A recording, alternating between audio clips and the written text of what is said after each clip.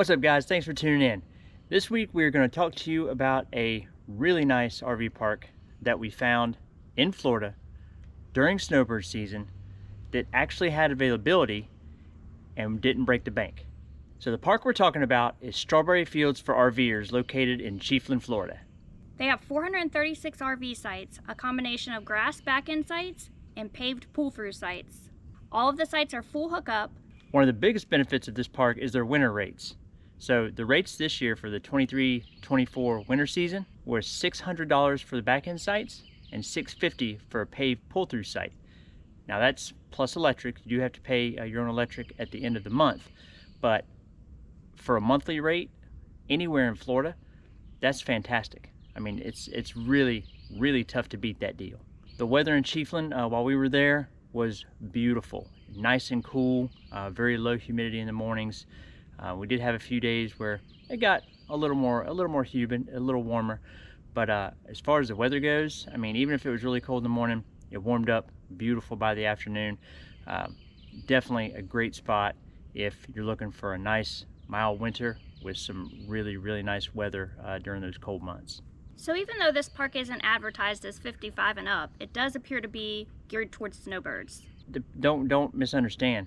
Everybody there was outstanding.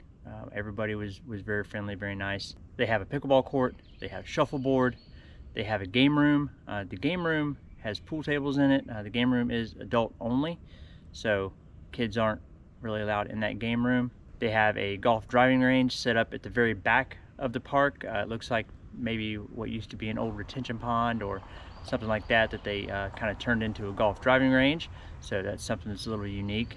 They do state that visiting children must be supervised at all times, so they don't want kids running around loose around there with no supervision. And there is no playground.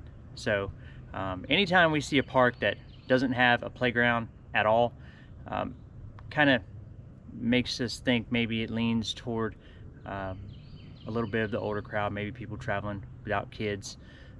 But again, we had no issues there, and everybody seemed very friendly. And they do have a new pool and hot tub that they just recently put in. Yeah, we didn't get to take advantage of that.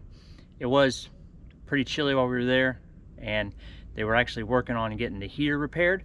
It looks like right before we left, I think they finally did get the pool heater repaired, because we did see some people down there in the pool early in the morning when it was still pretty chilly out. So I'm guessing that was repaired right toward the end of our stay there. And they also have a small dog park. Yeah, so it is pet friendly. A lot of people there have dogs, so no issues traveling there with your pets.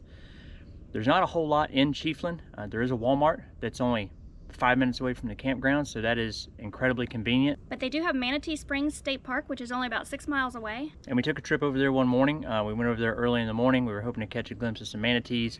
We did do a video of that campground and that park, so I'll leave a link above to that video if you want to check out Manatee Springs State Park. And if you're looking for a bigger city to go find something else to do, Gainesville is only about 30 minutes away. Yeah, so when you go into Gainesville, you're going to have all of your amenities that you would find in any of the little bit larger cities.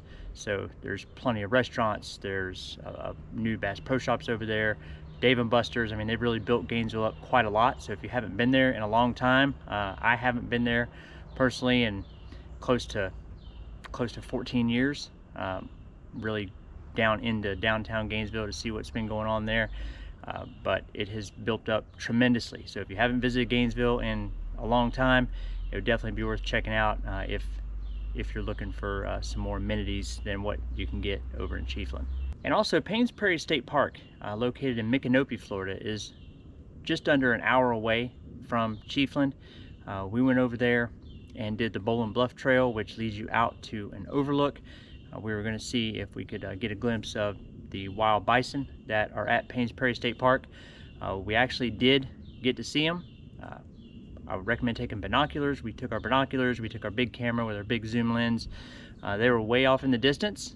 There were signs that they do definitely come up closer to the trail, and there's a lot of area that was trampled down, and definitely evidence of the bison roaming all around by the trail. But when we were there, they were further out.